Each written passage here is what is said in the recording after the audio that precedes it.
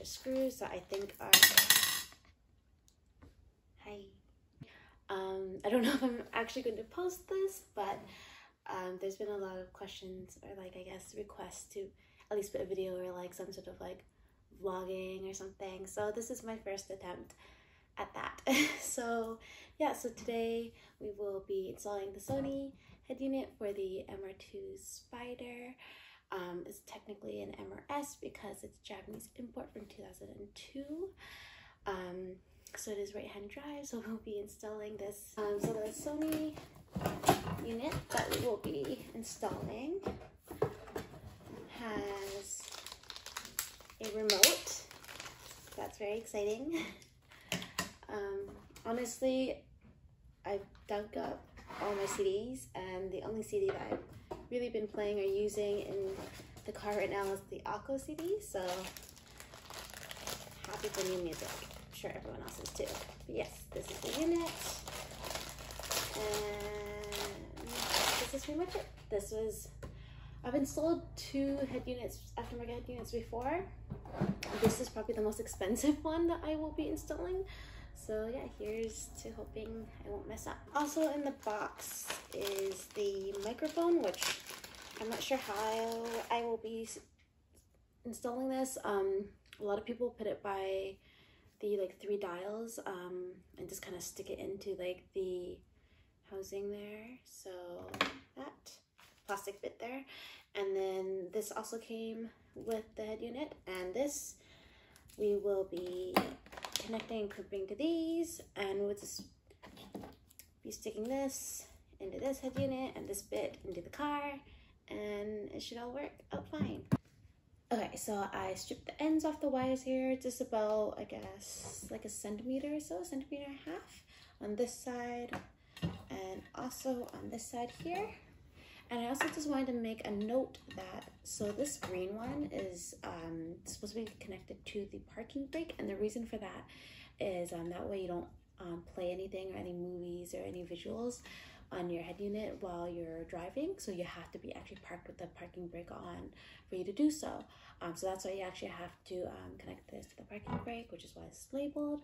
In other places where you don't have that law and it's not illegal, you can always just ground your parking brake one with one of the black, you have the black ground cables here.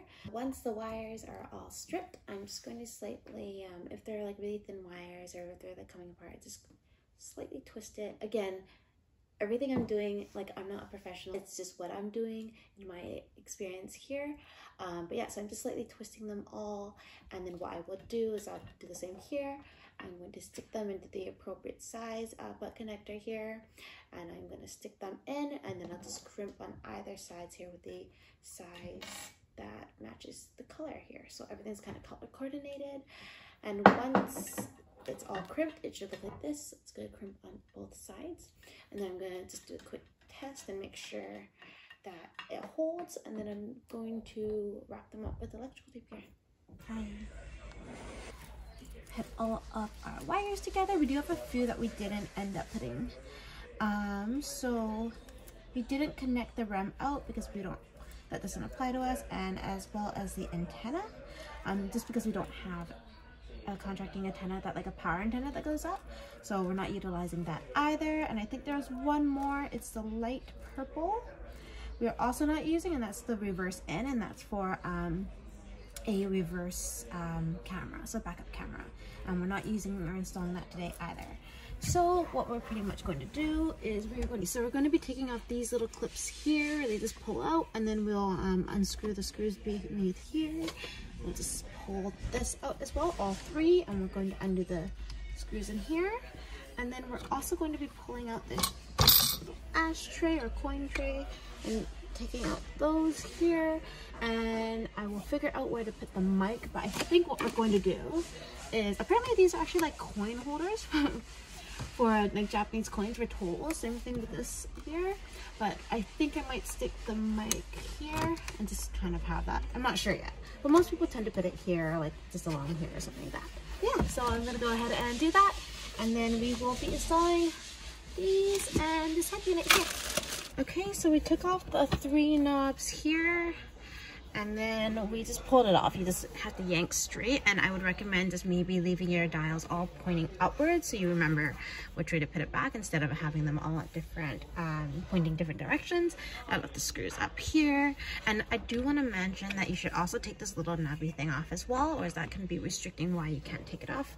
I hadn't noticed that at first. So there are also 2 clips on both sides. You can see here. You want to be careful when you do pull it off though, because there's a clip here that leads to some wires, so just be cautious of that when you pull it off. But we honestly just used a Lego separator, and we just ran it all along here on the bottom, slowly pulled it up, and then just tried to get those 2 clips loose on these 2 sides. Make sure you have all the radio buttons off, and then gently pull, being careful with the side. So we are just taking this side panel off. This is just a plastic cap for the 2 screws here that we're going to be removing. A lot of people just say to pull it out, but I find that because there's actually this clip here, that 1 clip there, it's better to pull down slightly and then out. Okay, so we removed these end bits here. We also need to remove the sides here, and what I did for that was you just pry a little bit on the further away side and pull out a little slanted there. You can see there are a few clips here that it comes up pretty easily, so you just don't need to use too much force. And then I totally forgot to take this little thing out here, so you do want to take the cigarette lighter out first, and that's why I couldn't yank this off. There are a few clips here you can kind of see, so just be wary. There are 2 clips up here, and I think there's one down here. And then when I pull gently, so you can see the clips here. And then we're just gonna need to unclip this. Okay, so it was a little more difficult than we expected. These clip into here, and there are 4 screws that we needed to undo. The only thing is that to get here, I actually had to, you can kind of tell, I actually had to like really push the screwdriver into there, so it definitely dented that. Good thing we don't need this anymore just to get this, because it was at such an angle. So to get access to this, it was a little difficult. And then we had to pull and actually put this one down so that we unclipped these clips here, and then this was stuck. These metal brackets were stuck on the bottom, so then you have to kind of wiggle it out. And we had very short bit of wire to work with, because you can see it's just kind of stuck here, but we managed to unclip that here. Okay, so we just tested it. We just stuck everything in terms of wires, but we didn't actually stick it onto the brackets. We're just making sure it actually works. So English, demo, set time, I don't even know what day it is. And look, I mean, it looks like it's working. You can see there's a radio. Maybe let's look for it. Ooh, that's not happening.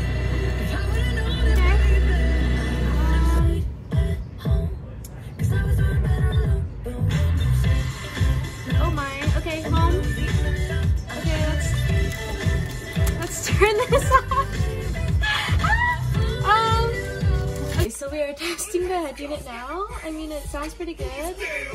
You can do it all by yourself. Let me see you do it. We're gonna see if this remote that came with it works. So you pull this little tabby thing. Okay. Let's see if we can turn this on. Oh, okay, I turned it off. It's Do a step with it. Put your hips with it. All my ladies, let me see you put a twist with it. You can't do it like here, it's turned off. Okay, so it works. The remote actually works. We can skip to the same song. We can press play and we can pause. There's subtitles here. Search and mode and equalizer and zap. I don't know what zap means, but there's a zap. And monitor off, angle. I mean, it's pretty intricate. Thanks, Sony. Okay, so we tested the unit. It seems to be working. We're gonna stick these brackets on the unit and then stick that back in and then reassemble everything. But before we do that, we are going to tape up. Just because everything actually works, we're gonna tape everything up, and all these little butt connectors are just gonna cover with electrical tape. So we're finally done installing the Sony Headunit that we talked about earlier. it took a lot longer than expected because the brackets that were supposed to be compatible with the MR2 Spyder from Crutchfield actually weren't. So I honestly just like snapped it off because these two bits, which is part of the brackets, kind of get in the way of a metal bracket when you're trying to push it in and install it. So actually just snapped the plastic off, but you can see that it's uneven. So we actually had to attempted to sand the other end, but ended up, just because it's like such hard plastic, ended up having to like sand it against cement. Anyway, so the end bits are not screwed in at all, and you can kind of see it's not really flush the actual console here. So this is the brackets that I was kind of talking about. It also came with a scratch, which I was not too happy with here. I don't know if you can see the little scratch here. I know it's small, but I did spend a decent amount on this because it was USD, and it's just a little frustrating to see. Anyway, so you can see it's not flush along here. There are gaps here. The edges are okay in terms of like the bezel here. It is a little flimsy, so you're gonna see like it does move a little bit. It's just literally a piece of plastic. So just a heads up if you're gonna pay for these. It is kind of flimsy. And then it's not too flush down here. It's honestly just the side bits. I also installed the mic here. I just ran that up here. Be careful because there are actually two clips I mentioned earlier here. The bottom one here and the top one here, and I actually got the wire kind of stuck in between the clips when I was putting it back. I hadn't noticed the microphone wire, so just be careful of that. And I tried to run it down here so there's more of a gap here so it doesn't crush the wire. I just stuck that here. Again, it's a little movable mic, and yeah, I just stuck it so that into that little coin holder there. And we're just going to turn this on, the accessory, and you're going to see this turn on. So, hello, it says Sony. Okay, so I kind of messed up, and you know how I was talking about how this flimsy bit was like super flimsy and how it doesn't flush and all my complaints? Yeah. So, I actually realized I should probably take this bit off from the original unit, which is unlucky because I thought I wouldn't need this anymore because I had the brackets, and I totally made marks in them in the Phillips in order to get the 4 screws in the back off. So I guess I'm gonna live with that mistake, but I am now taking this all off again. So I'm gonna need to take again the knobs, all these knobs, these screws here, the 4 clips here, which is nice because then I can fix the little wiring issue I had with the mic. And then I'm gonna need to take the bottom bits here off again, the 2 screws on each side, these side panels, which are ridiculously hard to actually put back on. I do want to note that to put back on, I know I said it was really easy to take off, but to put back on, you actually need to slide it up because there's a clip up here that needs to really go in, and you need quite a bit of pressure to get that in. So you have to push it up with quite a bit of strength, and then there's another clip in the center here that you just have to kind of push in. And then you'll know when you're done because the bottom bit should align, and then the holes with the 2 screws on each side should align as well. So we're gonna redo that, and then we're gonna put this back on because you need to get these clips in here, and we're gonna have to take all of that off in order to do that. So you know what it looks like after.